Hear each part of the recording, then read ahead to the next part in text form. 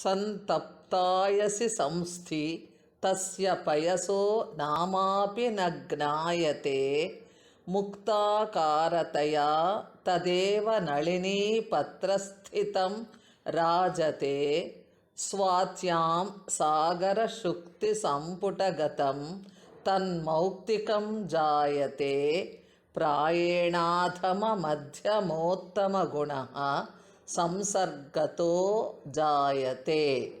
ನೀರ ಹನಿಯು ಚೆನ್ನಾಗಿ ಕಾದ ಕಬ್ಬಿಣದ ಮೇಲೆ ಬಿದ್ದರೆ ಅದು ಆವಿಯಾಗಿ ನಾಮಾವಶೇಷವಾಗಿ ಬಿಡುತ್ತದೆ.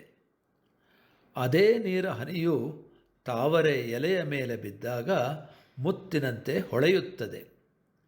ಅಂತೆಯೇ ಸ್ವಾತಿ ಮಳೆಯ ಕಾಲದಲ್ಲಿ ಆ ನೀರ ಹನಿಯು ಸಮುದ್ರದಲ್ಲಿರುವ ಕಪ್ಪೆ ಚಿಪ್ಪಿನೊಳಗೆ ಬಿದ್ದದ್ದೇ ಆದರೆ ನಿಜವಾದ ಮುತ್ತೇ ಆಗುತ್ತದೆ. ಆದುದರಿಂದ ಅಧಮ, ಮಧ್ಯಮ ಮತ್ತು ಉತ್ತಮ ಗುಣವು ಪ್ರಾಯಶಃ ಸಂಸರ್ಗದಿಂದಲೇ ಉಂಟಾಗುತ್ತದೆಂದು ತೋರುತ್ತದೆ. If a drop of water falls on a well-heated iron, it leaves a residue as steam. The same drop of water shines like a pearl when it falls on a lotus leaf. Similarly, during the abundant rains occurring in the time of Swati constellation, that same drop of water falling into an oyster shell in the sea becomes a real pearl.